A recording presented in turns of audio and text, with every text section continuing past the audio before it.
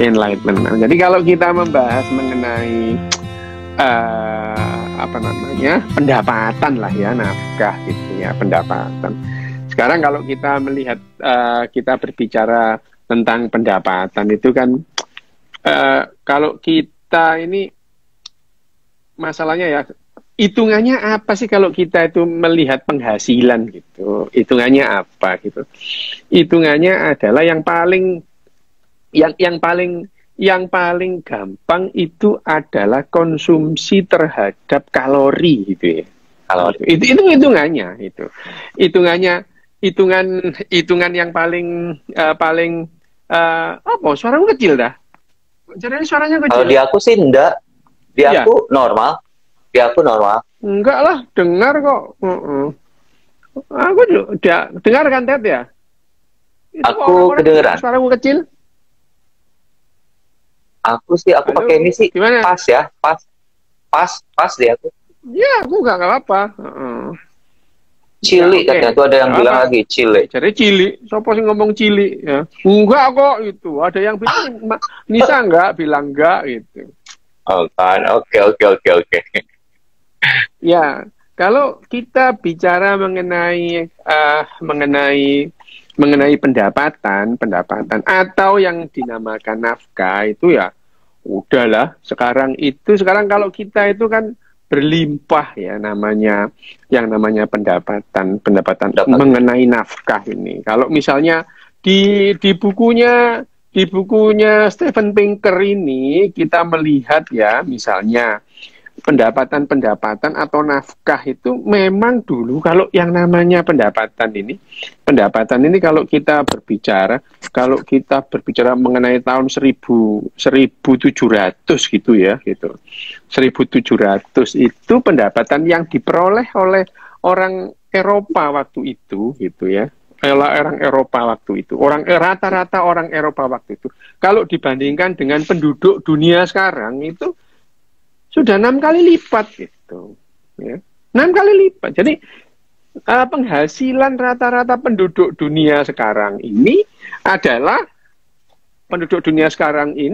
6 kali lipat dari pendapatan orang Eropa di abad pertengahan. Dengan kata lain ya, gampangnya, sebetulnya dunia ini sekarang dari orang miskin gitu ya, dari orang miskin yang ekstrim menjadi orang kelas menengah di seluruh dunia. Di seluruh dunia udah ini ya, tapi belum rata ya.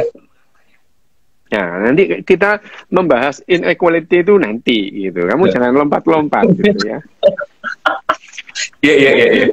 Ya, jadi kalau kita melihat misalnya yang paling gampang sekarang ya, kenapa yang disebut nafkah itu kita itu melompat gila-gilaan gitu ya, melompat gila-gilaan. Yang pertama gitu ya, kalau kita melihat di awal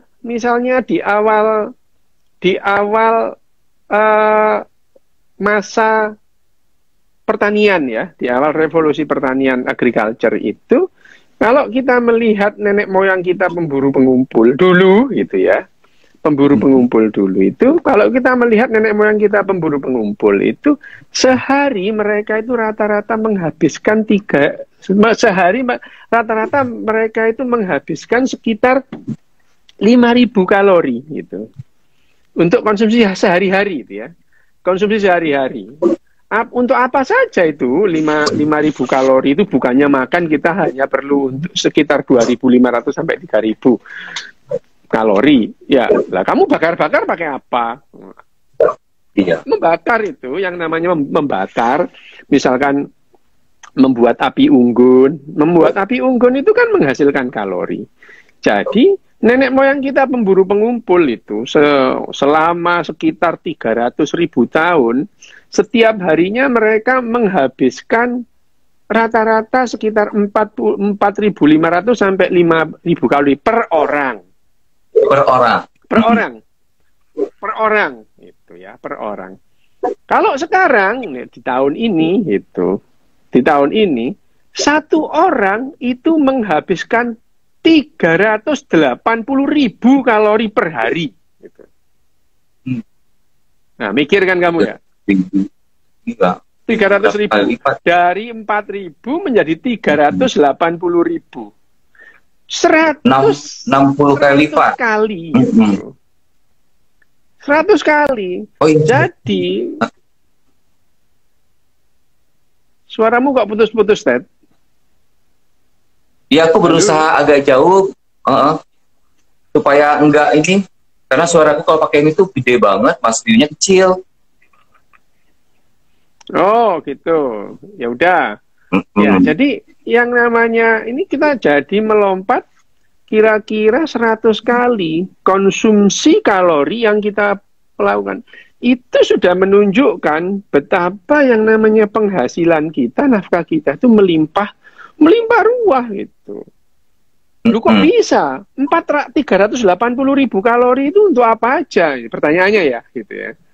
Ya itu untuk apa aja? 380.000 kalori. Ya untuk makan, untuk listrik. Listrikmu tiap saat itu memerlukan kalori, gitu ya. Misalkan listrikmu dari mana listrikmu gitu? Listrikmu itu kan dari kalori. Dari mana? Ya kalau misalkan kebanyakan listrik kita itu dari diesel, ya. Dari diesel gitu. Diesel pakai apa gitu? Pakai minyak gitu. Ya.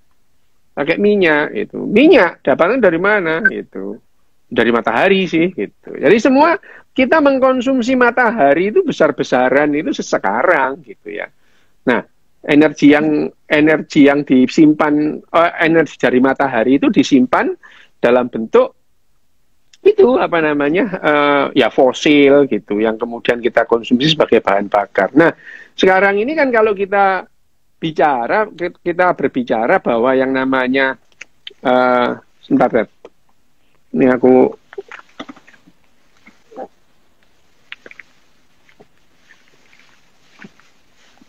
ambil saja ya. Ya, dah wes aman. Nah, kalau kita berbicara mengenai konsumsi kalori ini gitu ya, yang sebagai kita apa namanya di bukunya Steven Pinker ini, dia ngukurnya tetap dengan yang namanya hitungannya kalori. Tetapi kalau kita melihat melihat dari apa? Dari sudut mana? Dari sudut kelaparan gitu ya, lapar. Jadi orang mengkonsumsi kalori sekarang ini melebihi apa yang dulu itu dianggap sebagai keajaiban. Dulu tidak ada orang miskin itu kurus di sana itu. Di Indonesia ini sekarang orang miskin gendut-gendut itu. Dibilang miskin tapi gendutnya bukan main. Coba kamu lihat ya di perempatan-perempatan di Jakarta itu orang minta-minta itu mana ada orang kurus, orang gendut semua itu. Artinya yang dikonsumsi kalorinya itu berlebih itu. Jadi sebetulnya orang-orang miskin di dunia ini ya miskin penghasilannya yang dalam tanda kutip uangnya, tapi pada dasarnya nafkah untuk mereka secara biologis itu sudah melimpah-limpah gitu. Ya. Nah, Dok, secara ini kalau dari sudut neuroscience kan berarti dulu kan segitu, sekarang 60 kali lipat, hampir 100 kali lipat kan konsumsi energinya. Ini menunjukkan kita tuh emang butuh energi tuh makin lama, karena kita butuh makin lama makin besar, atau itu tuh karena emang ketidakokean kita dalam mengelola keinginan kita. Apa gimana sih? Ya, ini di buku ini. Apakah kedepannya akan lebih banyak lagi yang akan kita butuhkan untuk energi? Sekarang begini yang kan, akan kita konsumsi. Di awal buku ini kita diberitahukan bahwa yang namanya entropi itu selalu ada, gitu ya. Kita ada dalam kutukan entropi, gitu ya. Entropi dan evolusi ya. Ya gitu, ya.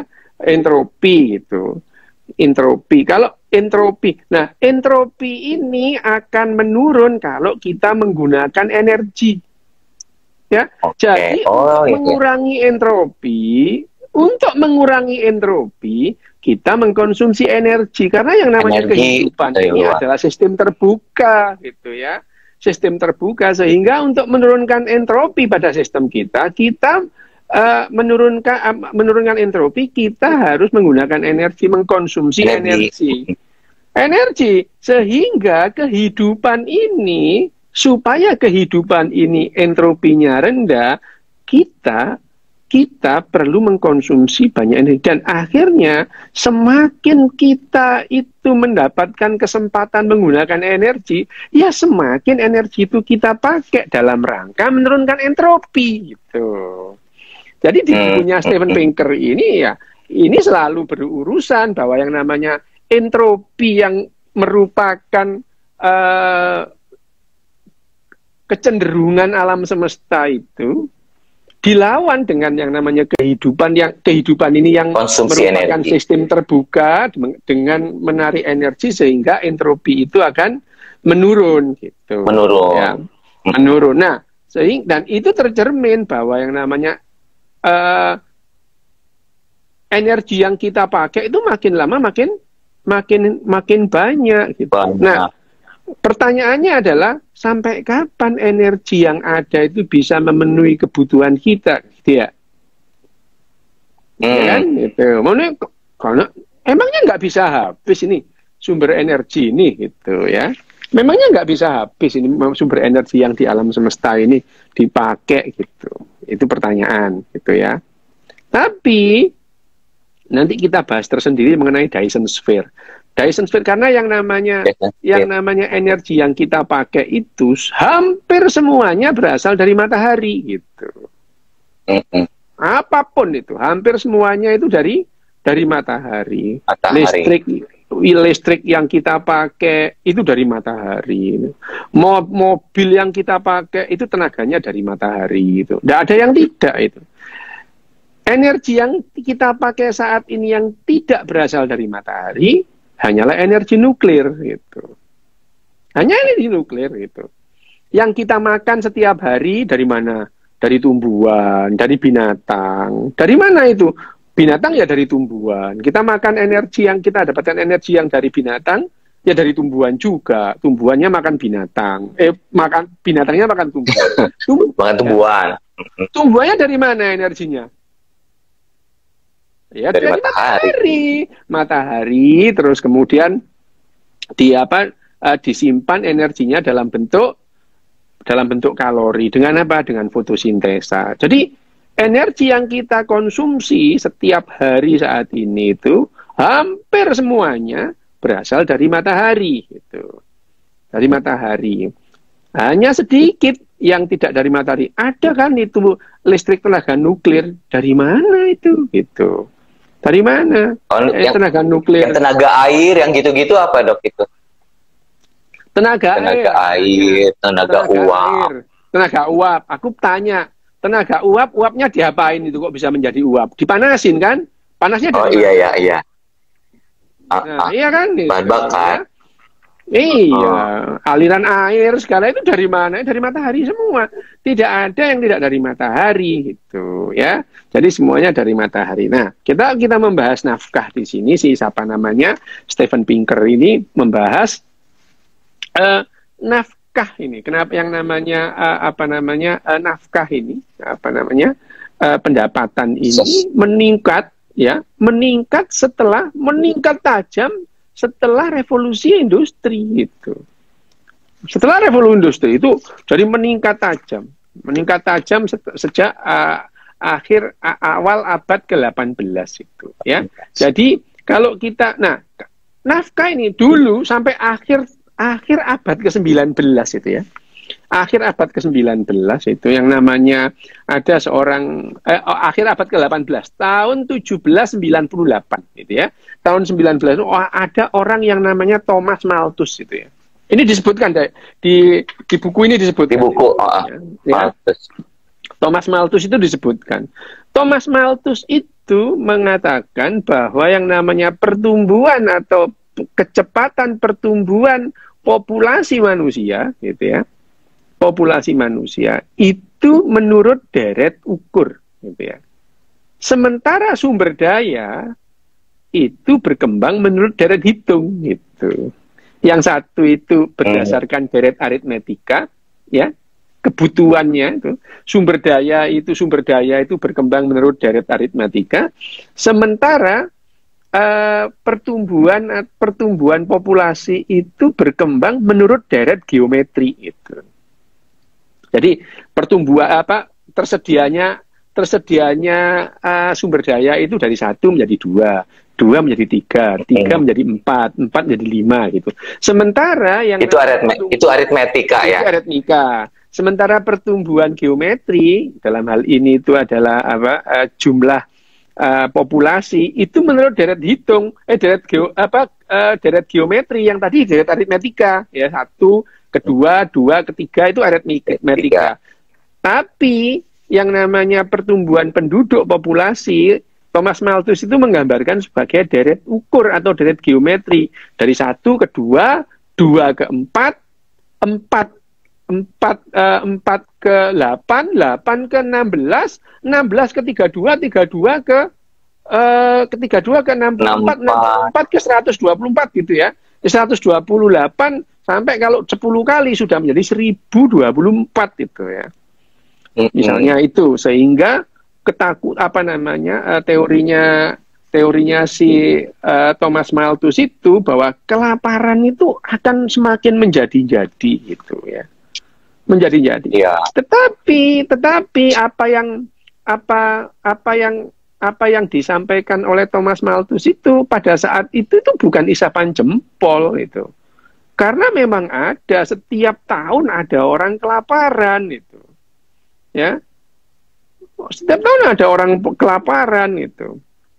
Nah, orang kelaparan yang namanya di Cina itu wah, kelaparan hampir setiap tahun itu. Banjir Sungai Huanghe, Sungai Kuning itu menimbulkan kelaparan, kematian yang luar biasa karena kelaparan. Jadi orang mati karena kelaparan sebelum pertengahan abad 20 ya, abad 20, abad 19, 18 itu hal yang wajar itu. Ya. Hal yang wajar. Ya, jadi yang namanya kemiskinan dan kelaparan itu memang musuh utama waktu itu ya. Sehingga yang namanya nafkah itu atau penghasilan itu memang sedikit banget dan itu dimiliki oleh raja gitu ya. Ya, agamawan gitu ya. Agamawan orang kaya semua itu. Ya, orang kaya dulu itu elit populasi, dalam elitnya itu adalah pemimpin politik dan pemimpin agama gitu ya. Itu dan mereka selalu mengedepankan misalnya kita harus hidup sederhana gitu ya. Kenapa ya? Karena kencangkan ikat pinggang ya. Pinggang gitu ya, bahwa mengambil secukupnya itu lebih baik dari mengambil banyak gitu ya.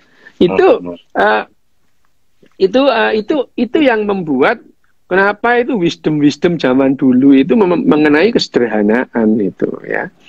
Dan itu di berikutnya di bab berikutnya yang kita bahas berikutnya mengenai wealth, kekayaan bahwa ini ya wisdom itu jadi tidak laku sekarang gitu.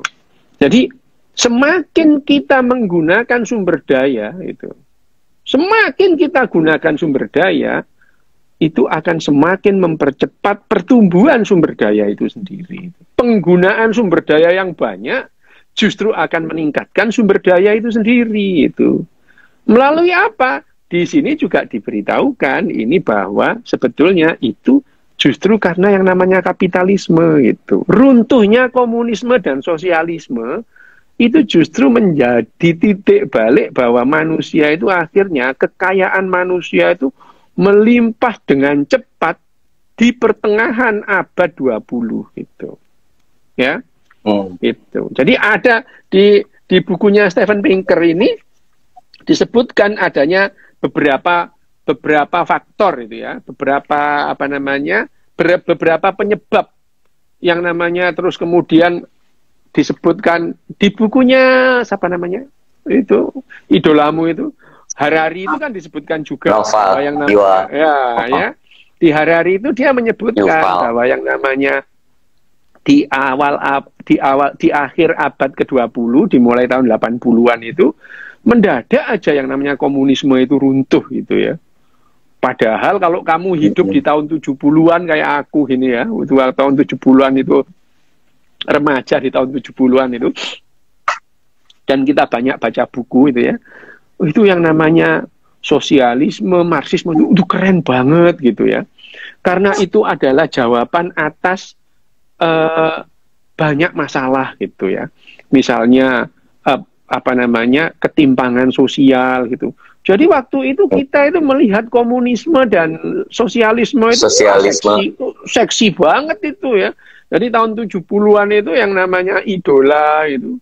Idola itu bukan idolanya itu bukan BTS gitu ya.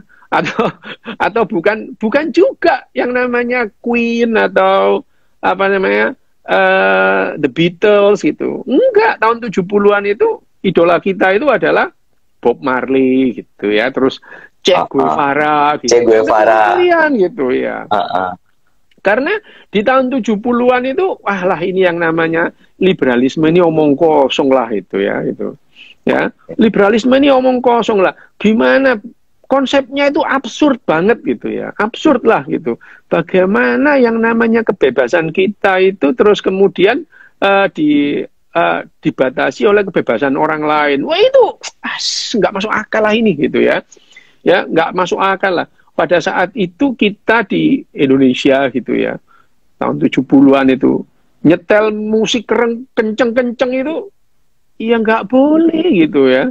Jadi gimana kita mau nyetel musik rock yang kenceng itu tetangga kita nanti terganggu gitu ya. Jadi yang namanya konsep liberalisme itu bagi kita dulu SMP SMA alah omong kosong ini gitu ya. Meskipun ya aku ini semua musik aku gemari mulai dari rock, jazz gitu ya, sampai reggae-nya Bob Marley. Tapi gaya sosialismenya Bob Marley dan Che Guevara yang kiri itu seksi banget. Mereka memperjuangkan kemiskinan gitu ya. Jadi kemiskinan itu bagi mereka itu sesuatu yang harus ditemani gitu ya.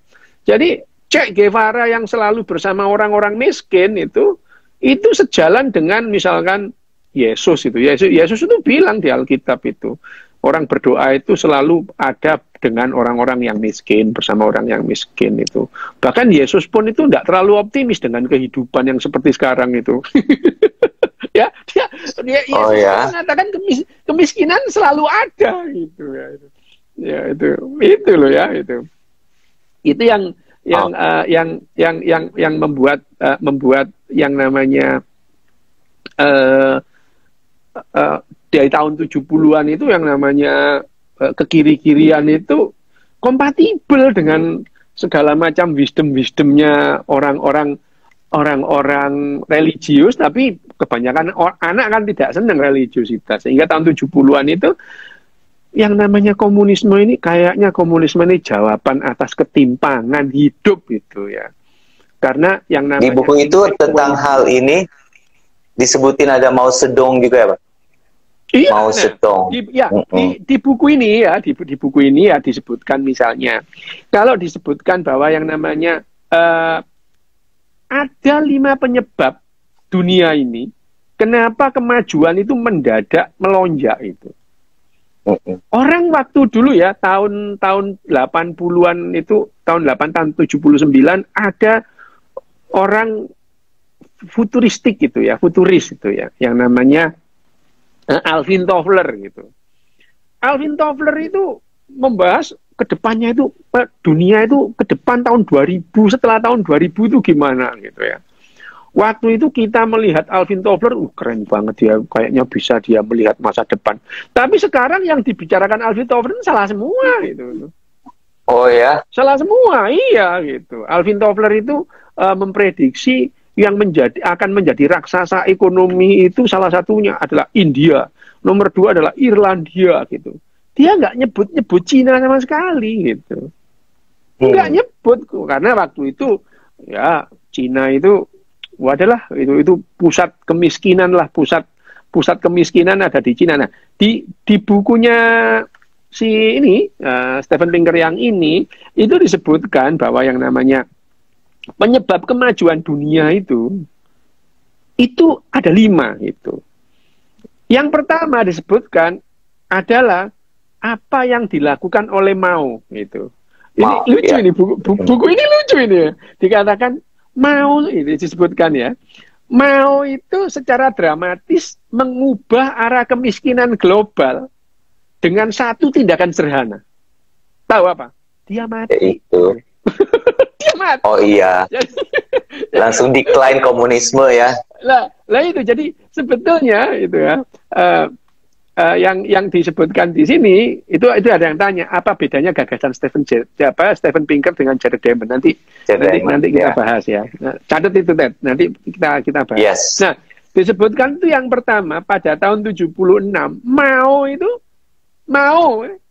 itu melakukan hal yang secara dramatis akan mengubah arah kemiskinan global dunia. Apa? Dia meninggal gitu. Ya. Kebangkitan Cina itu justru karena meninggalnya Mao itu ya. Jadi apa yang pertama adalah yang disebutkan salah satu sebabnya yang pertama adalah kemunduran komunisme dengan meninggalnya Mao itu ya. Komunisme itu langsung mundur itu. Itu komunisme itu langsung mundur itu adalah penyebabnya yang pertama.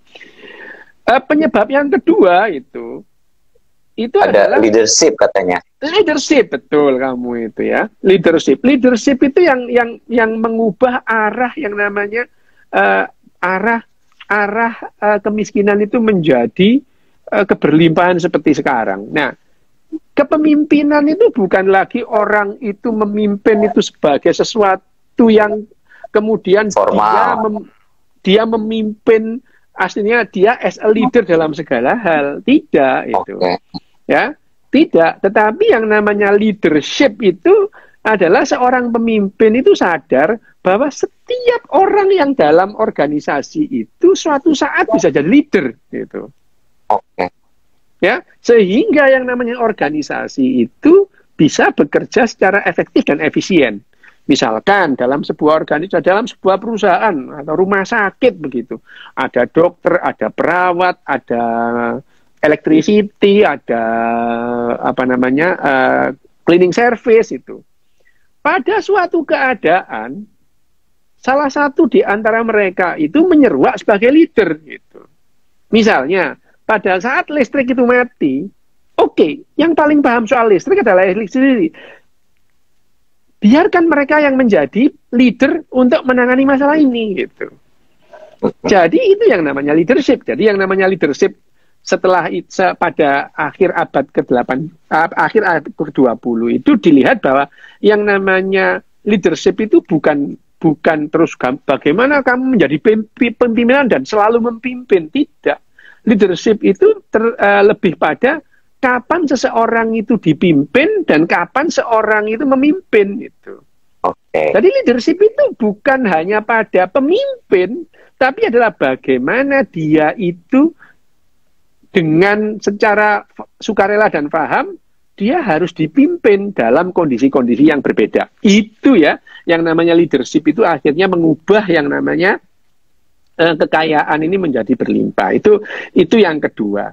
Yang ketiga adalah berakhirnya perang dingin gitu. Berakhirnya perang dingin. Perang dingin gitu ya. Jadi segala sesuatunya itu berawal dari kematian Mao sih memang gitu.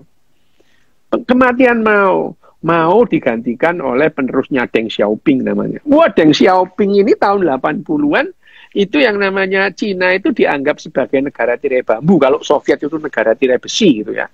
Yang membuka duluan itu adalah yang namanya si Deng Xiaoping ini gitu ya. Deng Xiaoping sendiri itu awalnya adalah anak emasnya Mao gitu. Meskipun dalam perjalanannya dia pernah dipenjara oleh Mao gitu. Bandel soalnya ini nggak nurut itu. Mao Zedong itu di bukunya Steven Pinker ini disebutkan bahwa Mao Zedong itu ngeri dia itu. Dia itu membuat pemuda itu menjadi preman gitu ya. Pemuda itu menjadi premar, dia itu menteror orang-orang kaya, menteror ahli agama gitu ya. Ya, jadi prinsipnya itu Mao, meskipun Mao itu dengan revolusi kebudayaannya menghasilkan kematian yang luar biasa, terus kemudian kegagalan panen setiap tahun itu membuat banyak orang kelaparan dan mati gitu. Itu disebutkan di bukunya Steven Pinker. Nah,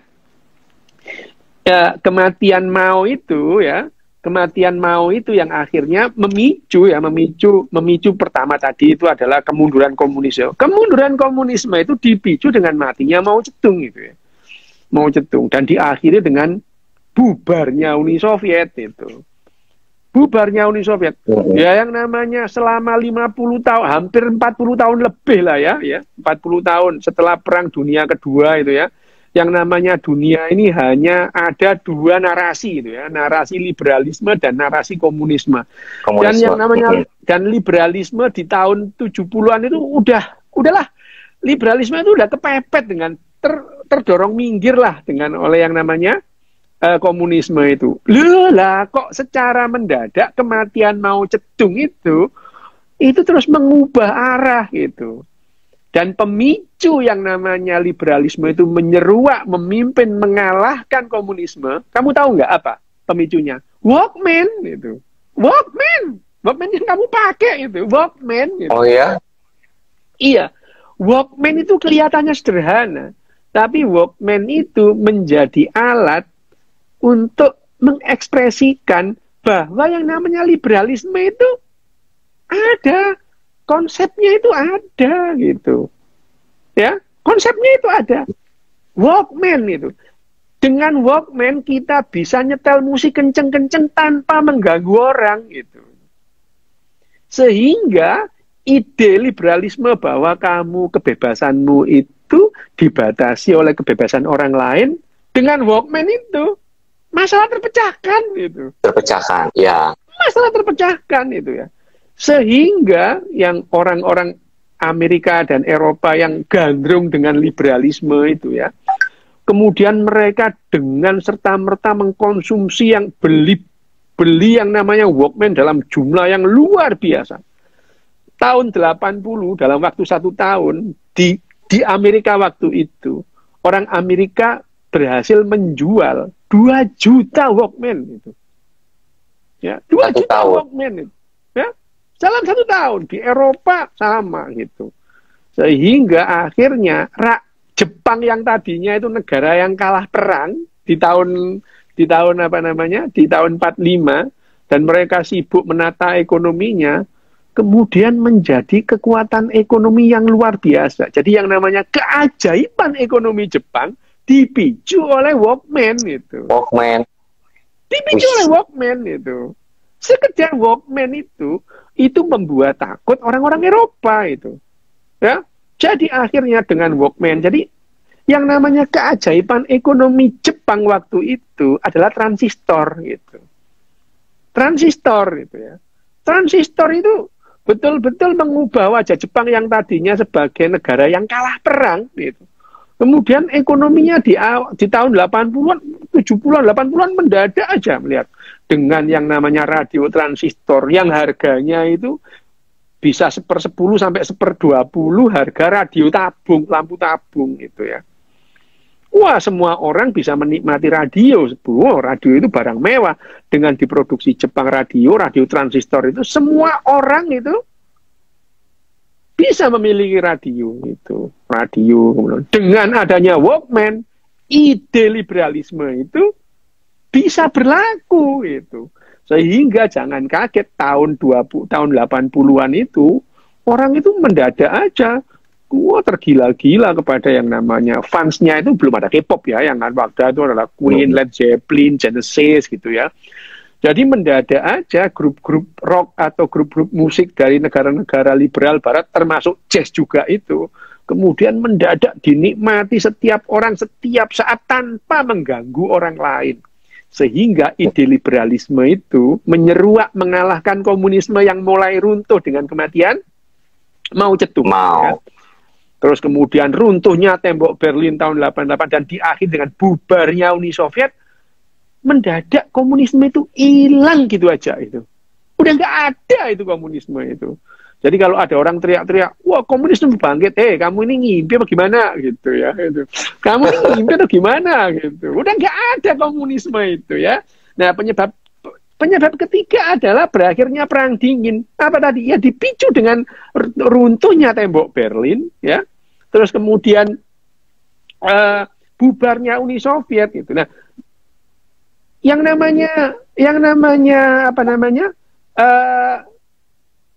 berakhirnya perang dingin itu betul-betul menghilangkan banyak perang saudara gitu. Banyak perang saudara. Kamu kira Jerman Barat dan Jerman Timur dulu itu enggak saling benci, saling lirik-lirikan, sama-sama Jermannya gitu ya. Ya.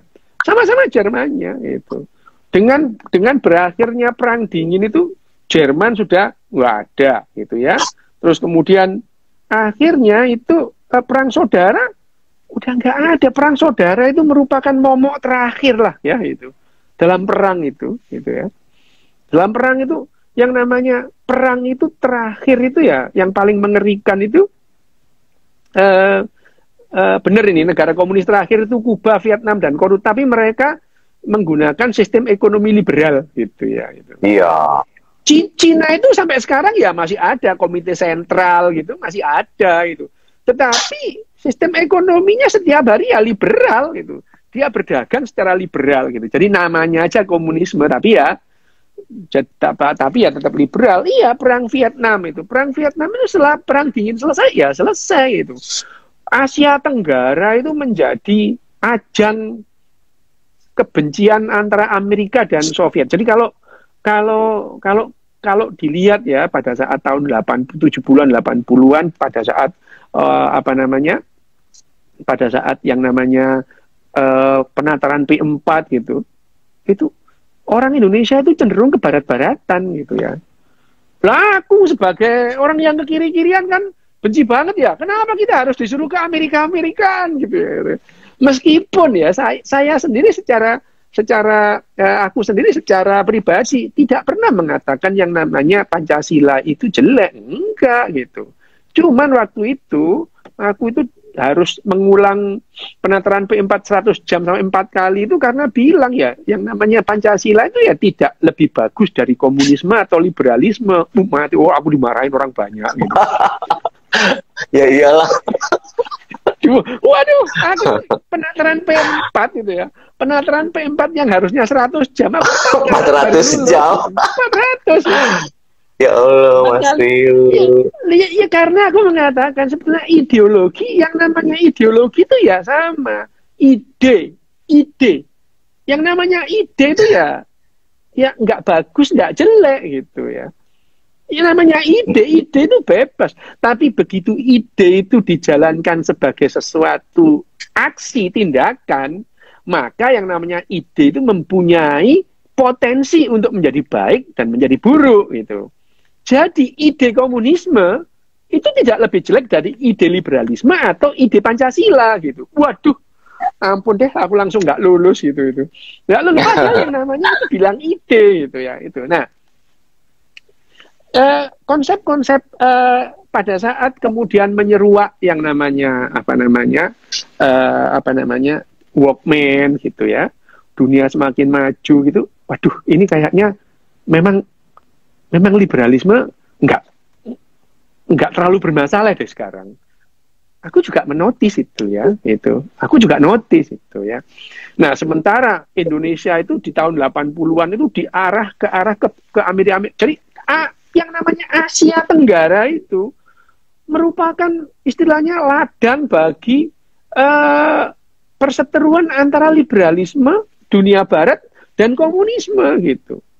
Wah, kekuatan Amerika itu ada di Singapura, Malaysia sebagai anggota NATO gitu ya, dan Indonesia ya malu-malu gitu ya, nggak suka Soviet tapi ngakunya negara non-blok gitu ya itu tahun-tahun 80-an itu. Kita negara non-blok misalnya, kita tidak pro Amerika tapi tidak pro Soviet, tapi tentaranya sekolahnya ke West Point gitu. Waktu itu Indonesia itu malu-malu mengatakan dirinya itu liberal gitu.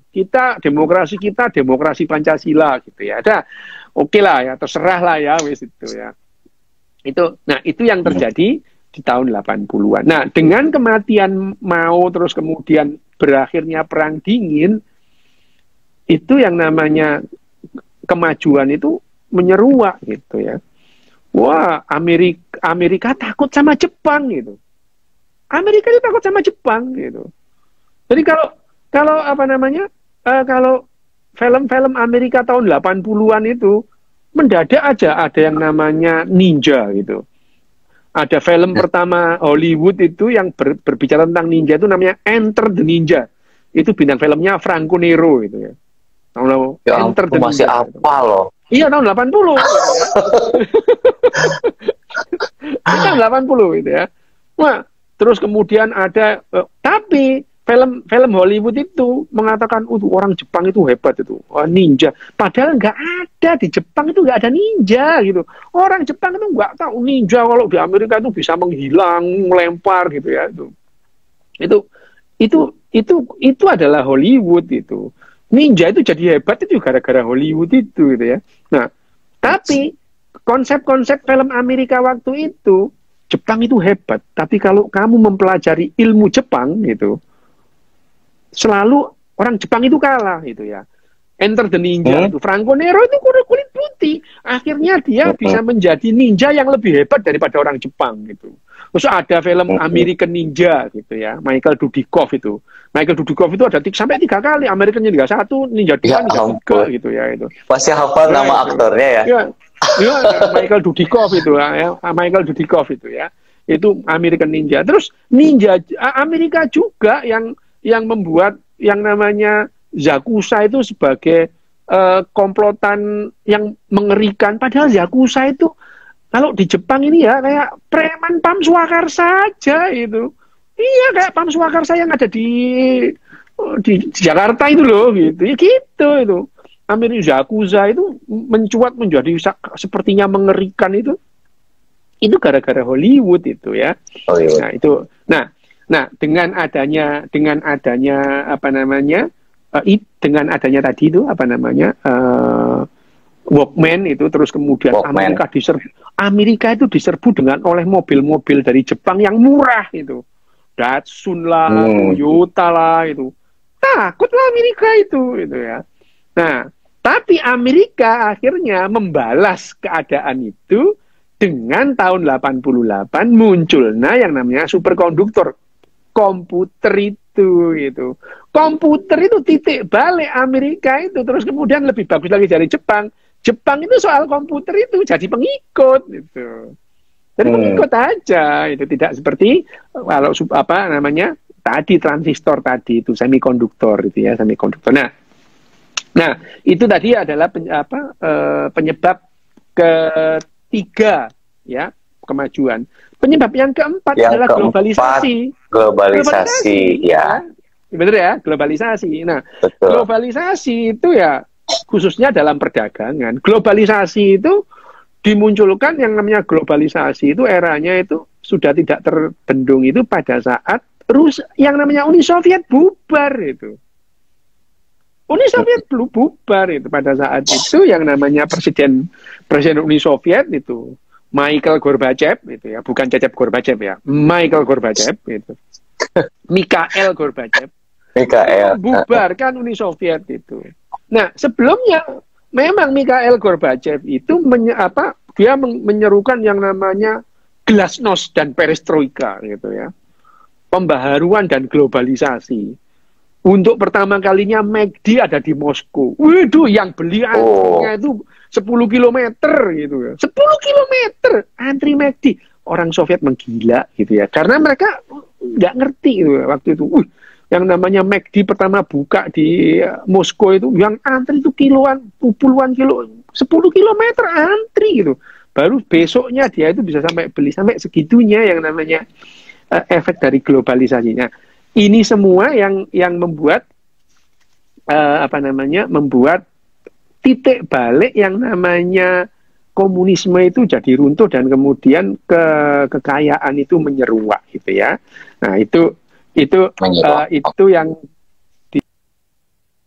Steven Pinker. Dan penyebab yang terakhir itu adalah yang paling penting adalah peran dari sains dan teknologi gitu. Nah ini yang dinotis juga oleh Noah Harari gitu ya. Noah Harari itu mengatakan revolusinya sebelum ini ya kira 50 tahun yang lalu itu adalah revolusi pengetahuan ilmiah itu. Ya. Tapi oleh Steven Pinker itu bukan bukan penyebab satu-satunya. Harari juga tidak mengatakan bahwa itu penyebab satu-satunya, hanya revolusi kognitif ya. Revolusi kognitif yang disampaikan Harari bahwa kita itu mengalami revolusi kognitif itu berkali-kali gitu. Kita mengalami revolusi kognitif itu berkali-kali. Salah satunya itu karena revolusi sains itu. Tetapi dalam buku ini disebutkan bahwa yang namanya kekayaan itu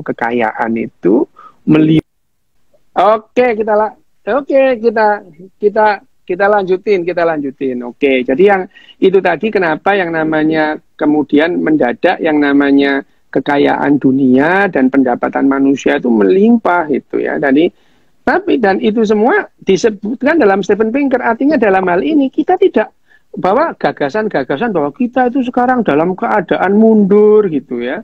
Itu bukan, kita justru dalam kondisi yang makin baik dalam semua hal, terutama dalam hal kesehatan. Kita udah bahas kesempatan yang lalu. Terus dalam hal yang namanya kekayaan dan pendapatan itu kita membaik. Tapi sekarang gini, apakah benar yang namanya ketimpangan itu ada sekarang itu ya?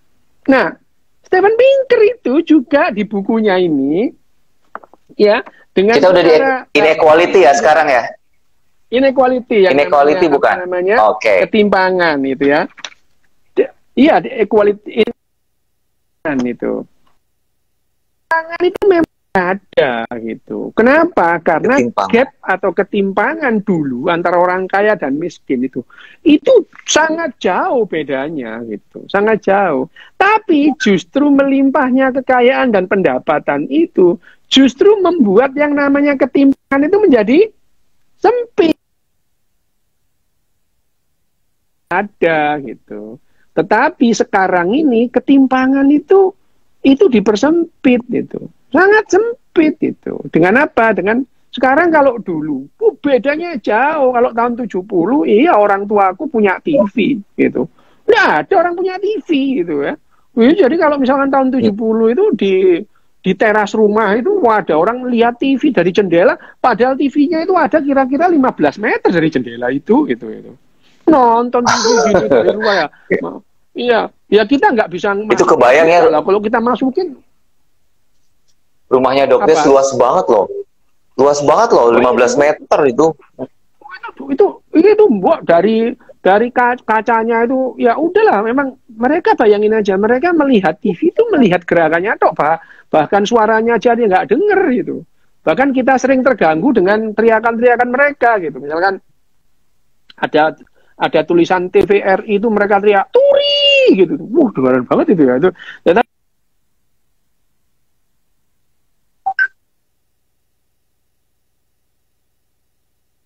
yang punya radio dengan punya TV dengan rakyat yang nggak punya itu banyak itu. Nah, tapi sekarang itu orang miskin dan orang yang paling kaya mereka punya handphone itu. Dan perbedaannya sama, bahkan orang-orang kaya itu handphonenya ya Xiaomi sama gitu. Orang-orang yang miskin juga punya handphone yang sama gitu. Jadi dari urean-urean yang fakta-fakta yang disampaikan oleh Steven Pinker, iya. Tapi sekarang ketimpangan itu justru makin sempit itu. Makin sempit. Nah, itu yang disampaikan Steven Pinker. Jadi sekarang itu secara umum kehidupan itu lebih bagus. Jadi lebih bagus. Lebih baik. Atau ditelepon lagi dokter ya? Kurang berapa menit, Ted? 8 menit lagi. Katanya dokter ditelepon KGB ya? Ya itu aja. Ada yang ganggu aja ini orang dari Cina, emang orangnya yang telepon kurang ajar banget gitu.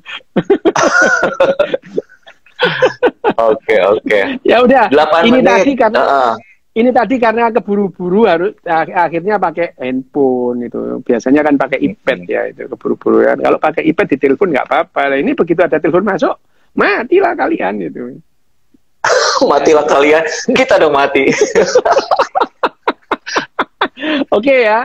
Tapi secara umum kita sudah membahas ya. Jadi tadi itu apa yang menyebabkan sebetulnya yang disampaikan oleh Steven Pinker di bukunya ini mengenai yang namanya kekayaan, apa tadi, selain kekayaan, ketimpangan dan kemudian 6 menit lagi. Masih ada 6 menit lagi. 6 menit lagi masih ada. Ya udah, emang anu kok, itu memang setan banget kok Cina. Cina ini yang telepon saya ini, orang Cina memang.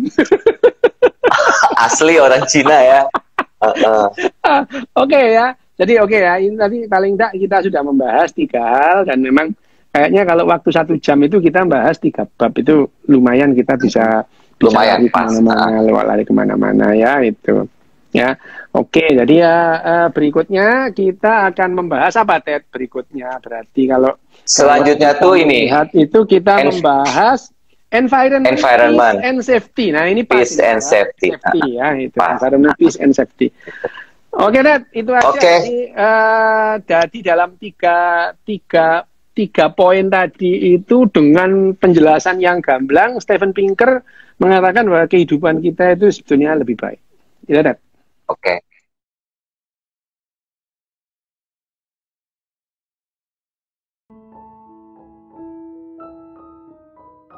Sapiens, Riwayat Singkat Umat Manusia. Karya Yuval Noah Harari. Bagian 1. Revolusi Kognitif. Bab 1. Binatang yang tidak signifikan.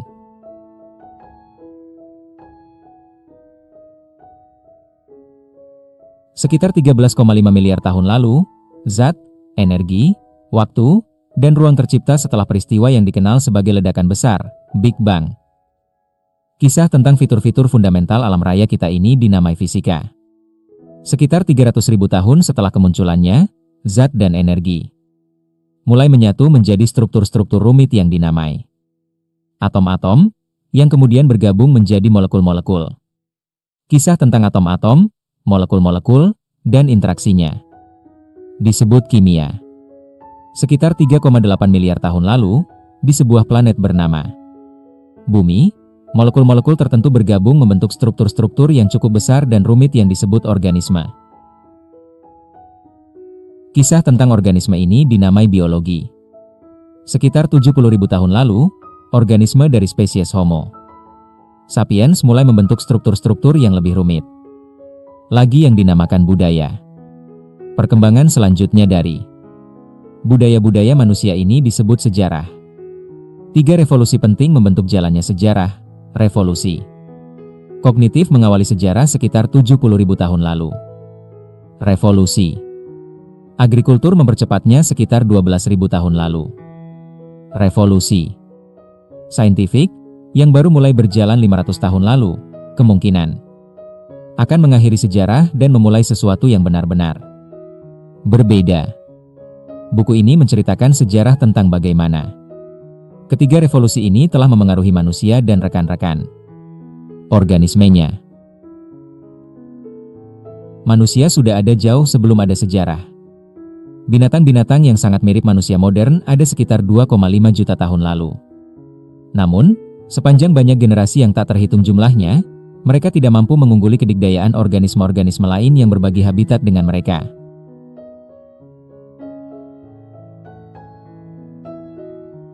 Di atas ketinggian di Afrika Timur, 2 juta tahun lalu, Anda kemungkinan bisa menjumpai sekumpulan sosok-sosok lazimnya manusia, ibu-ibu yang gelisah tengah membuai bayi-bayi mereka dan kecipak riang anak-anak bermain di lumpur, pemuda-pemuda temperamental yang dongkol menentang aturan masyarakat dan para tetua yang lelah minta ditinggalkan dalam suasana tenang. Kaum jagoan dengan dada berdebar-debar yang berusaha memikat gadis-gadis cantik lokal dan para nyonya rumah yang sudah menyaksikan semua itu. Manusia-manusia kuno ini bercinta, bermain, membentuk pertemanan akrab, dan bersaing untuk status dan kekuasaan. Tetapi begitu juga simpanse, babon, dan gajah. Tak ada yang istimewa tentang itu. Tak ada satupun, sekurang-kurangnya manusia-manusia itu sendiri, yang punya firasat keturunan mereka suatu hari kelak akan berjalan di bulan, membelah atom, menyibak kode genetik, dan menulis buku-buku sejarah. Hal paling penting untuk diketahui tentang manusia prasejarah adalah bahwa mereka makhluk yang tidak signifikan, tidak memiliki pengaruh lebih besar terhadap lingkungan dibandingkan gorila, kunang-kunang, atau ubur-ubur. Para ahli biologi mengklasifikasi organisme menjadi spesies-spesies. Binatang-binatang tertentu dikatakan masuk spesies yang sama jika cenderung cocok satu dengan yang lainnya, melahirkan untuk beranak pinak. Kuda dan keledai memiliki kesamaan leluhur dekat dan punya banyak kesamaan sifat bawaan fisik. Namun, kedua spesies itu menunjukkan sedikit ketertarikan seksual satu sama lain. Keduanya akan berpasangan jika dipaksa melakukannya, tetapi keturunannya, yang disebut bagal, mandul. Oleh karena itu, mutasi-mutasi dalam DNA keledai tidak pernah bisa menyeberang ke kuda atau sebaliknya. Dengan demikian, kedua jenis spesies binatang itu dianggap sebagai dua spesies yang terpisah, melintasi jalur-jalur evolusi yang terpisah. Sama halnya bulldog dan spaniel, mungkin tampak sangat berbeda, tetapi keduanya adalah anggota spesies yang sama, punya kesamaan sifat-sifat bawaan DNA. Mereka bisa berpasangan bahagia dan anak-anaknya akan tumbuh untuk berpasangan dengan anjing-anjing lain dan menghasilkan anak-anak anjing. Spesies-spesies yang berevolusi dari satu leluhur yang sama dikelompokkan di bawah nama genus, jamak, genera. Singa, harimau, macan tutul, dan jaguar adalah spesies-spesies yang berbeda dalam genus Panthera. Para ahli biologi melabeli organisme-organisme dengan nama latin yang terdiri dari dua kata. Genus diikuti spesies. Singa, misalnya, disebut Panthera leo, spesies leo dari genus Panthera. Bisa diasumsikan, setiap orang yang membaca buku ini adalah Homo sapiens, spesies sapiens, bijaksana, dari genus Homo, bijaksana. Selanjutnya genera dikelompokkan dalam famili, seperti famili kucing, singa, caetah, kucing piaraan, famili anjing, anjing, serigala, rubah, anjing hutan, dan famili gajah, gajah, mamut, mastodon. Semua anggota satu famili memiliki garis keturunan dari satu nenek moyang atau kakek moyang. Semua kucing, misalnya, dari kucing rumahan paling kecil sampai ke singa yang paling ganas, punya kesamaan nenek moyang kucing yang hidup sekitar 25 juta tahun lalu. Homo sapiens juga anggota sebuah famili. Fakta yang terang benderang ini biasanya menjadi salah satu rahasia sejarah yang paling ketat disimpan. Homo sapiens sejak lama memilih untuk memandang diri terpisah dari binatang, yatim yang kehilangan famili, tak punya saudara atau sepupu, dan paling penting, tanpa orang tua. Namun, kenyataannya tidak seperti itu. Suka atau tidak suka, kita adalah anggota dari satu famili besar dan sangat berisik yang disebut kera besar. Kerabat terdekat kita yang masih hidup antara lain simpanse, gorila, dan orang utan. Simpanse adalah yang terdekat. Hanya 6 juta tahun lalu, satu kera betina tunggal punya 2 anak perempuan. Satu menjadi leluhur simpanse, dan satu lagi adalah nenek buyut kita. Tulang belulang dalam kloset. Homo sapiens menyembunyikan sebuah rahasia yang bahkan lebih mengusik. Kita tidak hanya memiliki berjibun sepupu tanpa peradaban. Pada satu masa kita malah punya saudara, perempuan dan laki-laki, seperti itu. Kita dulu berpikir hanya kitalah yang manusia karena selama 10.000 tahun terakhir, spesies kita memang benar-benar satu-satunya spesies manusia yang masih ada. Namun, makna sejati dari kata manusia adalah binatang yang masuk dalam genus Homo. Lebih dari itu, seperti yang akan kita lihat pada bab terakhir buku ini, dalam waktu yang tak begitu lama, pada masa depan kita, kemungkinan akan bersaing dengan manusia-manusia non-sapiens. Untuk memperjelas poin ini, saya akan sering menggunakan istilah sapiens untuk merujuk ke anggota-anggota spesies Homo sapiens. Sedangkan istilah manusia dipertahankan merujuk ke semua anggota genus Homo yang masih ada. Manusia pertama kali berevolusi di Afrika Timur sekitar 2,5 juta tahun lalu dari satu genus kera lebih awal yang dinamakan Australopithecus, yang berarti kera selatan. Sekitar 2 juta tahun lalu, sebagian dari manusia kuno laki-laki dan perempuan ini meninggalkan tanah air mereka dalam perjalanan melintasi dan menetap di area luas Afrika Utara, Eropa, dan Asia. Karena untuk bertahan dalam hutan-hutan bersalju di Eropa Utara memerlukan kemampuan-kemampuan yang berbeda dari yang diperlukan untuk tinggal di belantara Indonesia yang hangat, populasi manusia berevolusi ke arah yang berbeda-beda pula. Hasilnya adalah beberapa spesies berbeda, yang masing-masing oleh para ilmuwan ditandai dengan nama latin yang mentereng. Manusia-manusia di Eropa dan Asia Barat berevolusi menjadi Homo neanderthalensis, manusia dari lembah Neander, yang secara populer dirujuk begitu saja sebagai Neanderthal. Neanderthal, yang lebih gempal dan lebih berotot daripada kita, sapiens, beradaptasi baik dengan iklim dingin Eurasia Barat pada zaman es. Semakin ke timur, Wilayah Asia dihuni oleh Homo erectus, manusia tegak, yang bertahan mendekati 2 juta tahun, menjadikannya spesies manusia paling awet. Rekor ini agaknya tak akan terpecahkan, bahkan oleh spesies kita sendiri. Namun, patut diragukan apakah Homo sapiens masih akan ada dalam kisaran 1000 tahun dari sekarang, jadi 2 juta tahun jelas bukan tandingan kita. Di Pulau Jawa, Indonesia, hidup Homo soloensis, manusia dari lembah Solo, yang cocok dengan kehidupan di wilayah tropis. Di pulau lain Indonesia, Pulau Kecil Flores, manusia kuno menjalani proses pengerdilan. Manusia pertama mencapai Flores ketika permukaan air laut sangat surut dan pulau itu dengan mudah bisa diakses dari daratan utama. Ketika laut pasang, sebagian orang terperangkap di pulau yang miskin sumber daya. Orang-orang besar yang membutuhkan banyak makanan mati lebih dahulu. Sedangkan orang-orang yang lebih kecil bisa lebih lama bertahan. Selama beberapa generasi, orang-orang Flores menjadi kerdil. Spesies unik ini, yang dikenal para ilmuwan sebagai Homo floresiensis, mencapai tinggi maksimum hanya 1 meter dengan berat tak lebih dari 25 kg. Meski demikian, mereka mampu menghasilkan peralatan dari batu, dan bahkan terkadang berhasil memburu gajah-gajah pulau tersebut. Walaupun, biar adil, gajah-gajah itu juga dari spesies kerdil. Pada 2010, satu lagi saudara yang hilang diselamatkan dari kelupaan, ketika para ilmuwan yang mengekskavasi Gua Denisova di Siberia menemukan satu fosil tulang jari. Analisis genetik membuktikan bahwa jari itu milik spesies manusia yang sudah dikenal sebelumnya, yang dinamai Homo Denisova. Siapa yang tahu berapa banyak kerabat kita yang hilang sesungguhnya sedang menunggu untuk ditemukan di gua-gua lain, di pulau-pulau lain, dan daerah-daerah lain. Ketika manusia-manusia ini berevolusi di Eropa dan Asia, evolusi di Afrika Timur juga tidak berhenti.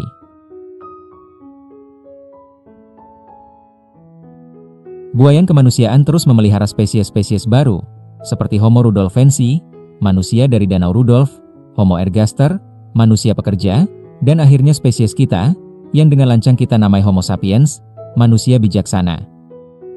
Para anggota dari sebagian spesies ini berbadan besar dan yang lainnya kerdil. Sebagian adalah para pemburu yang menakutkan dan yang lain penjelajah tumbuh-tumbuhan yang lemah lembut. Sebagian hanya tinggal di sebuah pulau, sedangkan banyak yang lain berkelana melintasi batas-batas benua. Namun, semua itu tetap anggota genus Homo. Mereka semua manusia. Ada pandangan yang salah kaprah bahwa spesies-spesies ini diatur dalam garis keturunan lurus, yakni ergaster menurunkan erectus, erectus menurunkan Neanderthal, dan Neanderthal berevolusi menjadi kita. Model linear ini memberi kesan keliru bahwa dalam satu kurun waktu tertentu hanya satu tipe manusia yang menghuni bumi, dan seluruh spesies sebelumnya semata-mata model-model yang lebih lama daripada kita. Yang benar adalah bahwa dari sekitar 2 juta tahun lalu sampai 10.000 tahun lalu, dunia menjadi tempat hunian pada waktu yang sama bagi beberapa spesies manusia. Dan, mengapa tidak? Kini ada banyak spesies rubah, beruang, dan babi. Bumi 100 milenium lalu dihuni oleh paling sedikit 6 spesies manusia. Eksklusivitas kita saat inilah, bukan masa lalu multispesies, yang istimewa, dan mungkin memberatkan. Sebagaimana akan kita lihat segera, kita sapiens memiliki alasan yang baik untuk menindas memori tentang saudara-saudara kita.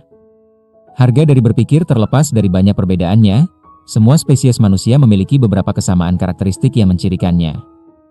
Yang paling utama, manusia memiliki otak yang sangat besar dibandingkan binatang-binatang lain. Mamalia dengan berat 60 kg rata-rata memiliki ukuran otak 200 cm3. Manusia laki-laki dan perempuan paling awal, 2,5 juta tahun lalu, memiliki otak berukuran sekitar 600 cm3. Sapiens modern mengusung otak rata-rata 1200 sampai 1400 cm3. Otak Neanderthal bahkan lebih besar. Bahwa evolusi harus memilih otak-otak yang lebih besar bagi kita mungkin seperti, tak punya otak. Kita begitu keranjingan dengan tingginya kecerdasan kita sehingga berasumsi bahwa dalam hal kekuatan cerebral, yang lebih besar pasti lebih baik. Namun, jika demikian, famili kucing juga tentu menghasilkan kucing-kucing yang bisa mengerjakan kalkulus. Mengapa genus Homo menjadi satu-satunya dalam kerajaan binatang yang memiliki mesin berpikir begitu besar? Faktanya adalah bahwa otak jumbo adalah saluran jumbo dalam tubuh. Tidak mudah untuk membawa-bawa, terutama ketika terbungkus dalam tengkorak yang besar. Bahkan, lebih sulit untuk memberinya energi. Dalam Homo sapiens, otak menyumbang 2-3% total berat tubuh, tetapi mengkonsumsi 25% energi tubuh ketika tubuh beristirahat. Bandingannya, otak kera hanya butuh 8% energi saat istirahat. Manusia-manusia kuno harus menanggung besarnya otak itu untuk dua hal. Pertama, mereka menghabiskan waktu lebih banyak untuk mencari makanan. Kedua, otot-otot mereka mengalami penyusutan. Layaknya sebuah pemerintahan yang mengalihkan dana dari pertahanan untuk pendidikan, manusia mengalihkan energi dari otot ke otak. Nyaris tak terelakkan untuk menyimpulkan bahwa ini merupakan strategi bagus untuk bertahan di savana. Seekor simpanse tak bisa menang berdebat dengan Homo sapiens, tetapi kera bisa mencabik-cabik manusia seperti boneka butut. Hari ini besarnya otak berbuah manis karena kita bisa memproduksi mobil dan senjata yang memungkinkan kita bergerak lebih cepat dari simpanse, dan menembak mereka dari jarak aman, ketimbang bergulat. Namun, mobil dan senjata adalah fenomena baru. Selama lebih dari 2 juta tahun, jaringan otak manusia tumbuh dan terus tumbuh. Tetapi di luar pisau batu dan tombak, manusia tak punya banyak hal yang bisa diandalkan. Lalu, apa yang mendorong maju evolusi otak besar manusia dalam waktu 2 juta tahun itu? Sejujurnya, kita tidak tahu. Satu sifat bawaan tunggal lain yang dimiliki manusia adalah bahwa kita berjalan tegak di atas 2 kaki. Dengan berdiri, lebih mudah menjelajahi savana untuk bermain atau menghadapi musuh, dan tangan yang tak diperlukan untuk menggerakkan tubuh bebas untuk keperluan lain, seperti melontar batu atau memberi isyarat. Semakin banyak hal yang bisa dilakukan tangan, semakin sukses pemiliknya sehingga tekanan evolusi mendatangkan peningkatan konsentrasi pada otak dan otot-otot motorik halus di telapak tangan dan jemari. Hasilnya, manusia bisa mengerjakan pekerjaan-pekerjaan yang sangat rumit dengan tangan mereka. Lebih khusus, mereka bisa menghasilkan dan menggunakan alat-alat yang lebih canggih. Bukti pertama produksi peralatan menunjukkan periode sekitar 2,5 juta tahun lalu, dan pembuatan serta penggunaan alat-alat itu menjadi kriteria yang dipakai para arkeolog untuk mengenali manusia-manusia kuno. Meskipun demikian, berjalan tegak memiliki sisi lemah. Tulang belulang leluhur primata kita berkembang selama beberapa juta tahun untuk mendukung sebuah makhluk yang berjalan dengan kaki 4 dan memiliki kepala yang relatif kecil. Untuk menyesuaikan dengan posisi tegak adalah tantangan, terutama jika pijakan harus menopang tengkorak ekstra besar. Manusia harus membayar untuk penglihatannya yang bagus dan tangannya yang terampil dengan sakit punggung dan leher kaku. Perempuan bahkan lebih berat. Berdiri tegak mengharuskan panggul yang lebih sempit sehingga mempersempit saluran kelahiran, dan semakin berat saat kepala bayi tumbuh menjadi semakin besar. Kematian saat melahirkan menjadi bahaya utama bagi manusia perempuan. Manusia perempuan yang lebih dahulu melahirkan, ketika otak dan kepala bayi relatif lebih kecil dan luwes, bernasib lebih baik dan punya lebih banyak anak. Seleksi alamiah dengan sendirinya menguntungkan kelahiran-kelahiran yang lebih dahulu. Dan sungguh, dibandingkan binatang-binatang lain, manusia dilahirkan prematur, ketika banyak dari sistem vital mereka masih belum berkembang. Bayi kuda jantan langsung bisa berjalan begitu lahir. Anak kucing langsung meninggalkan ibunya untuk mencari makan saat usianya baru beberapa pekan. Bayi manusia tak berdaya, bergantung selama bertahun-tahun kepada orang tua untuk ketahanan, perlindungan, dan pendidikan. Fakta ini memberi kontribusi besar bagi kemampuan sosial manusia yang luar biasa dan problem-problem sosialnya yang unik. Ibu-ibu yang kesepian hampir tak bisa mencari makan untuknya dan anak mereka dengan keberadaan anak di buayan. Membesarkan anak membutuhkan bantuan terus-menerus dari anggota keluarga lain dan tetangga. Dibutuhkan satu suku untuk membesarkan seorang manusia. Dengan demikian, evolusi menguntungkan mereka yang mampu membentuk ikatan-ikatan sosial yang kokoh.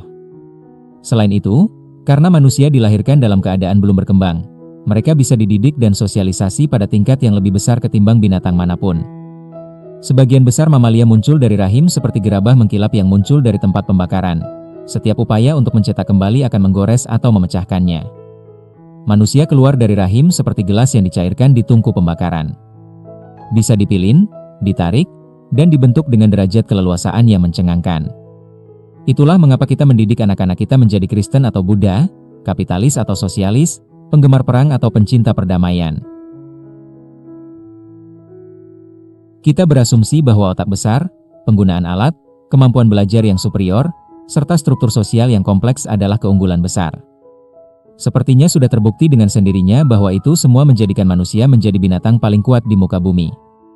Namun, manusia menikmati semua keunggulan itu selama 2 juta tahun penuh, ketika mereka tetap menjadi makhluk yang lemah dan marginal. Jadi, manusia yang hidup 1 juta tahun lalu, terlepas dari besarnya otak mereka dan tajamnya alat-alat batu mereka, selalu diliputi ketakutan akan predator, jarang berburu binatang besar, dan bertahan terutama dengan mengumpulkan tumbuh-tumbuhan, menangkap serangga, memburu hewan-hewan kecil, dan makan sisa-sisa makanan yang ditinggalkan karnivora lain yang lebih kuat. Salah satu penggunaan paling umum alat dari batu adalah untuk membuka tulang agar bisa mendapatkan sumsum. Sebagian peneliti percaya bahwa ini merupakan keunggulan orisinal kita. Sebagaimana burung pelatuk ahli dalam menyesap serangga dari rongga pohon, manusia-manusia awal ahli dalam menyesap sumsum dari tulang. Mengapa sumsum? Baik, jika Anda mengamati kawanan singa yang dengan bangga melumpuhkan serta melahap seekor jerapah. Tunggulah dengan sabar sampai mereka selesai. Namun, giliran Anda belum tiba karena pertama-tama ada hiena dan anjing hutan, dan Anda tak akan berani mengusik mereka, mengais sisa-sisanya. Baru setelah Anda dan rombongan berani mendekati tulang belulang, tengok hati-hati kanan dan kiri, lalu cari lapisan yang masih tersisa. Ini adalah salah satu kunci untuk memahami sejarah kita dan psikologi. Posisi genus Homo dalam rantai makanan, sampai masa yang cukup baru, kokoh berada di tengah. Selama jutaan tahun, manusia berburu hewan-hewan yang lebih kecil dan mengumpulkan apa yang bisa mereka kumpulkan, dan pada saat yang sama diburu oleh predator-predator yang lebih besar. Baru 400.000 tahun lalu beberapa spesies manusia mulai berburu hewan besar secara berkala, dan baru dalam 100.000 tahun terakhir, dengan bangkitnya Homo sapiens, manusia melompat ke puncak rantai makanan. Lompatan spektakuler dari tengah ke puncak membawa konsekuensi-konsekuensi besar. Binatang-binatang lain di puncak piramida, seperti singa dan hiu, berevolusi ke posisi itu berangsur-angsur selama beberapa juta tahun. Ini memungkinkan ekosistem berkembang dengan pola keseimbangan yang mencegah singa dan hiu menimbulkan terlalu banyak kehancuran. Karena singa menjadi semakin mematikan, maka rusa berlari semakin cepat, hiena bekerja sama lebih baik, dan badak menjadi berperilaku lebih buruk. Secara kontras, manusia yang naik ke puncak begitu cepat dalam ekosistem tidak diberi waktu untuk menyesuaikan diri. Lebih dari itu, manusia sendiri memang gagal untuk menyesuaikan diri. Sebagian besar predator teratas di planet adalah makhluk-makhluk gagah perkasa. Jutaan tahun kekuasaan memberi mereka kepercayaan diri. Sapiens, sebaliknya, lebih seperti sebuah diktator republik pisang, kerajaan yang ringkih. Dalam posisi kalah di savana, kita diliputi ketakutan dan kecemasan, yang menyebabkan berlipatnya kekejaman dan bahaya kita.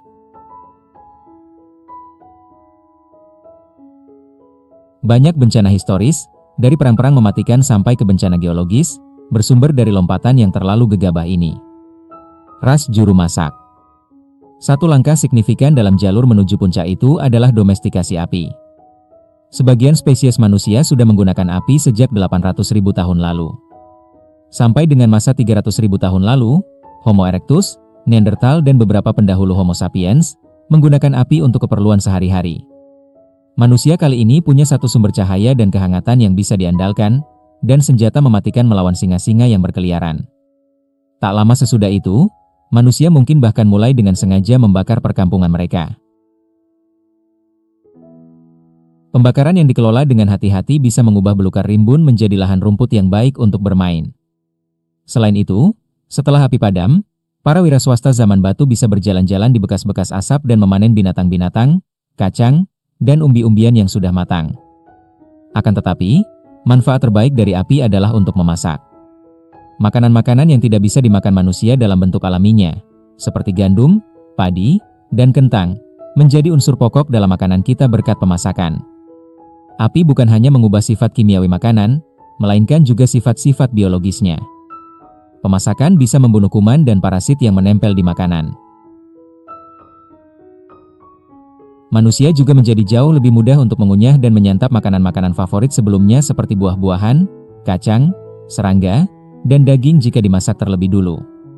Kalau simpanse butuh waktu 5 jam sehari untuk mengunyah makanan mentah, 1 jam saja sudah cukup bagi manusia untuk makan masakan yang sudah dimasak. Kebangkitan memasak memungkinkan manusia makan lebih banyak jenis makanan, dan membutuhkan waktu lebih sedikit untuk makan, dan itu cocok dengan gigi-giginya yang lebih kecil dan usus-ususnya yang lebih pendek. Sebagian sarjana percaya ada kaitan langsung antara kemunculan memasak, pemendekan usus manusia, dan pertumbuhan otak manusia. Karena usus yang panjang dan otak yang besar mengonsumsi lebih banyak energi, sulit untuk memenuhi kebutuhan keduanya. Dengan pemendekan usus dan berkurangnya konsumsi energi, secara tak sengaja memasak membuka jalan menuju otak jumbo Neanderthal dan Sapiens. Api juga membuka jarak signifikan pertama antara manusia dan binatang-binatang lain. Kekuatan hampir semua binatang bergantung pada tubuh mereka, kekuatan otot, ukuran gigi, dan lebarnya sayap. Meskipun bisa memanfaatkan angin dan arus, mereka tak bisa mengendalikan kekuatan alam, dan selalu terhambat oleh desain fisik mereka. Elang, misalnya, mengidentifikasi kolom-kolom panas yang naik dari tanah, merentangkan sayap raksasanya dan membiarkan udara panas mendorong tubuhnya ke depan. Namun, elang tidak bisa mengendalikan lokasi kolom-kolom, dan kapasitas dorongnya pas secara proporsional dengan rentang sayap. Ketika manusia mendomestikasi api, mereka mendapatkan kendali atas kekuatan yang potensinya terbatas dan apa adanya. Tak seperti elang, manusia bisa memilih kapan dan di mana menyalakan api, dan mereka bisa mengeksploitasi api untuk banyak keperluan.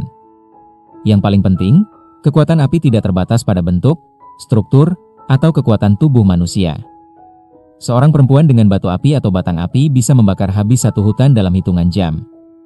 Domestikasi api adalah sebuah penanda datangnya beberapa hal. Para penjaga saudara-saudara kita. Meskipun sudah mendapatkan manfaat api, 150.000 tahun lalu manusia masih menjadi makhluk marginal. Mereka memang bisa menakut-nakuti singa, menghangatkan diri pada malam-malam yang dingin, dan sesekali membakar hutan. Namun, kalau semua spesies dihitung, mungkin tak lebih dari 1 juta manusia yang hidup antara Kepulauan Indonesia dan Semenanjung Iberia, hanya satu titik dalam radar ekologis. Spesies kita sendiri, Homo sapiens, sudah ada di panggung dunia, tetapi sejauh ini baru sibuk dengan urusannya sendiri di sebuah sudut Afrika. Kita tidak tahu pasti di mana dan kapan binatang-binatang yang bisa diklasifikasi Homo sapiens pertama kali berevolusi dari jenis manusia sebelumnya, tetapi kebanyakan ilmuwan sepakat bahwa hingga 150.000 tahun lalu, Afrika Timur dihuni oleh sapiens yang tampak seperti kita. Jika salah satu dari mereka muncul di rumah mayat modern, ahli patologi lokal tentu mendapati tak ada yang istimewa padanya. Berkat manfaat api, mereka punya gigi dan rahang yang lebih kecil dibandingkan leluhur mereka, tetapi memiliki otak besar, seukuran otak kita. Para ilmuwan juga sepakat bahwa sekitar 70.000 tahun lalu, sapiens dari Afrika Timur menyebar ke semenanjung Arabia, dan dari sana mereka dengan cepat menjelajah ke segenap penjuru Eurasia. Ketika Homo sapiens mendarat di Arab, sebagian besar Eurasia sudah dihuni oleh manusia lain. Apa yang terjadi pada mereka? Ada dua teori yang saling bertentangan. Teori perkawinan silang menjelaskan cerita tentang daya tarik, seks, dan pembauran. Ketika imigran-imigran Afrika menyebar ke seluruh dunia, mereka berkembang biak bersama populasi-populasi manusia lain, dan orang-orang masa kini adalah hasil dari perkawinan silang ini. Misalnya, ketika sapiens mencapai Timur Tengah dan Eropa, mereka mendapati Neanderthal. Manusia-manusia ini lebih berotot ketimbang sapiens, memiliki otak yang lebih besar, dan lebih pandai beradaptasi dengan iklim dingin. Mereka menggunakan alat dan api, pemburu yang baik, dan merawat suaminya yang sakit dan lemah. Para arkeolog menemukan tulang-tulang Neanderthal yang hidup beberapa tahun dengan cacat fisik parah, bukti bahwa mereka dirawat oleh kerabatnya. Neanderthal sering digambarkan dalam karikatur sebagai orang-orang gua kuno yang brutal dan bodoh, tetapi bukti mutakhir mengubah citra mereka. Menurut teori perkawinan silang, ketika sapiens menyebar ke tanah Neanderthal, sapiens berkembang biak bersama Neanderthal sampai dua populasi muncul. Jika benar demikian, maka orang-orang Eurasia sekarang tidak murni sapiens. Mereka adalah gabungan dari sapiens dan Neanderthal. Begitu pula, ketika sapiens mencapai Asia Timur, mereka berkawin silang dengan Erectus lokal, jadi orang Cina dan Korea adalah gabungan dari sapiens dan Erectus. Pandangan yang berseberangan, yang disebut teori penggantian, menjelaskan cerita yang sangat berbeda, ketidakcocokan, perubahan, dan mungkin bahkan genosida. Menurut teori ini, sapiens dan manusia-manusia lain punya anatomi yang berbeda, dan sangat mungkin punya gaya berpasangan yang berbeda, bahkan aroma tubuh yang berbeda. Mereka tak mungkin saling tertarik secara seksual. Dan, Andaipun seorang Romeo Neanderthal dan seorang Juliet Sapiens jatuh cinta, mereka tidak bisa menghasilkan anak karena jarak genetika kedua populasi itu sudah tak bisa dijembatani. Kedua populasi tetap berbeda sepenuhnya, dan ketika Neanderthal mati atau dibunuh, gen mereka mati bersama mereka. Menurut pandangan ini, Sapiens menggantikan semua populasi manusia sebelumnya tanpa percampuran dengan mereka. Jika benar demikian, maka garis keturunan semua manusia kontemporer bisa dilacak secara eksklusif ke Afrika Timur 70.000 tahun lalu. Kita semua adalah Sapiens murni. Banyak sendi dalam perdebatan ini. Dari perspektif evolusi, 70.000 tahun adalah masa yang relatif singkat. Jika teori penggantian yang benar, semua manusia yang masih hidup secara kasar memiliki kesamaan bawaan genetik, dan perbedaan rasial di antara mereka bisa diabaikan. Namun, jika teori perkawinan silang yang benar, mungkin ada perbedaan-perbedaan genetik antara orang Afrika, Eropa, dan Asia yang bersumber dari ratusan ribu tahun lalu. Ini adalah dinamit politik yang bisa menyediakan bahan untuk teori ras yang eksplosif. Dalam beberapa dekade terakhir ini, teori penggantian menjadi kearifan bersama di bidang ini. Teori ini memiliki dukungan arkeologis yang lebih kokoh, dan secara politik lebih benar. Para ilmuwan tak punya hasrat untuk membuka kotak Pandora rasisme dengan mengklaim adanya keragaman genetik yang signifikan di antara populasi manusia modern. Namun, itu berakhir pada 2010, ketika hasil-hasil dari 4 tahun upaya untuk memetakan genom Neanderthal diterbitkan. Para ahli genetika mampu mengumpulkan cukup DNA Neanderthal utuh dari fosil-fosil untuk membuat perbandingan luas dengan DNA dari manusia kontemporer. Hasilnya mencengangkan komunitas sains. Ternyata, 1-4% DNA unik manusia dari populasi modern di Timur Tengah dan Eropa adalah DNA Neanderthal. Itu bukan jumlah yang besar, tetapi signifikan. Kejutan kedua datang beberapa bulan kemudian, ketika DNA yang diekstrak dari fosil tulang jari Denisova dipetakan. Hasilnya membuktikan bahwa sampai dengan 6% DNA unik manusia Melanesia dan aborigin Australia adalah DNA Denisova. Jika hasil itu valid, dan penting untuk dipahami bahwa riset lebih jauh sedang berjalan dan mungkin memperkuat atau mengubah kesimpulan-kesimpulan ini, teori perkawinan silang mendapatkan bukti ada kebenaran di dalamnya. Namun, itu tidak berarti bahwa teori penggantian salah sepenuhnya. Karena Neanderthal dan Denisova berkontribusi DNA hanya dalam jumlah kecil ke genom kita hari ini, maka mustahil untuk bicara tentang percampuran antara sapiens dan spesies-spesies manusia lainnya. Meskipun perbedaan-perbedaan di antara mereka tidak cukup besar untuk mencegah sepenuhnya perkawinan, itu cukup untuk membuat kontak semacam itu menjadi langka. Lalu, bagaimana kita harus memahami keterhubungan biologis antara sapiens, Neanderthal, dan Denisova? Jelas, mereka bukan spesies-spesies yang berbeda sama sekali seperti kuda dan keledai. Di sisi lain, mereka bukan sekadar populasi yang berbeda dari spesies yang sama, seperti bulldog dan spaniel. Realitas biologis tidaklah hitam dan putih. Ada juga area abu-abu. Setiap dua spesies yang berevolusi dari satu leluhur yang sama, seperti kuda dan keledai, pada satu masa menjadi dua populasi dari spesies yang sama, seperti bulldog dan spaniel. Pasti ada satu titik ketika kedua populasi sudah pada keadaan yang berbeda antara satu dengan yang lainnya, tetapi sesekali masih bisa berhubungan seks dan menghasilkan keturunan yang bisa beranak, tidak mandul. Kemudian, mutasi lain yang terjadi menghapus garis penghubung terakhir itu, dan menempuh jalan evolusi terpisah. Tampaknya, sekitar 500.000 tahun lalu, Sapiens, Neanderthal, dan Denisova berada di titik garis perbatasan itu. Mereka hampir, tetapi belum sampai, menjadi spesies yang terpisah sepenuhnya. Seperti yang akan kita lihat pada bab berikutnya, Sapiens sudah sangat berbeda dari Neanderthal dan Denisova, tidak hanya dalam kode genetika dan sifat-sifat bawaan fisiknya, tetapi juga dalam kemampuan kognitif dan sosialnya. Meskipun demikian, masih dimungkinkan juga, walau sangat jarang, satu Sapiens dan satu Neanderthal menghasilkan keturunan yang bisa berbiak. Jadi, populasi tidak bercampur, tetapi beberapa gen Neanderthal beruntung bisa menumpang di kereta Sapiens. Tentu tidak enak, dan mungkin mengguncang hati, membayangkan kita, Sapiens, pada suatu masa berhubungan seks dengan binatang dari spesies lain dan menghasilkan anak. Akan tetapi, walaupun Neanderthal, Denisova, dan spesies-spesies manusia lain tidak bercampur dengan Sapiens, mengapa mereka punah? Salah satu kemungkinannya adalah Homo sapiens memusnahkan mereka. Bayangkan satu kawanan sapiens mencapai sebuah lembah di Balkan tempat Neanderthal sudah hidup selama ratusan ribu tahun.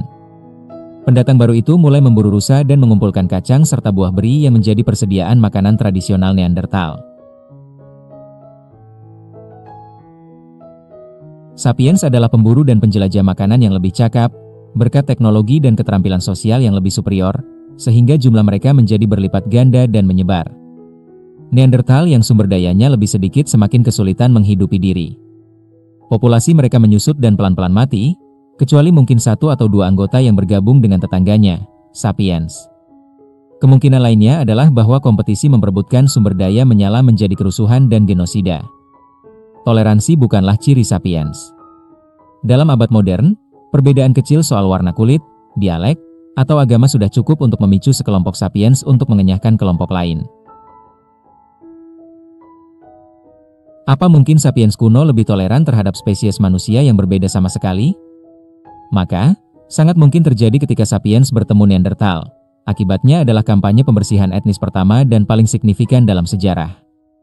Yang manapun yang terjadi, Neanderthal dan spesies-spesies manusia lainnya menyodorkan salah satu warisan besar sejarah dalam bentuk pertanyaan, bagaimana jika?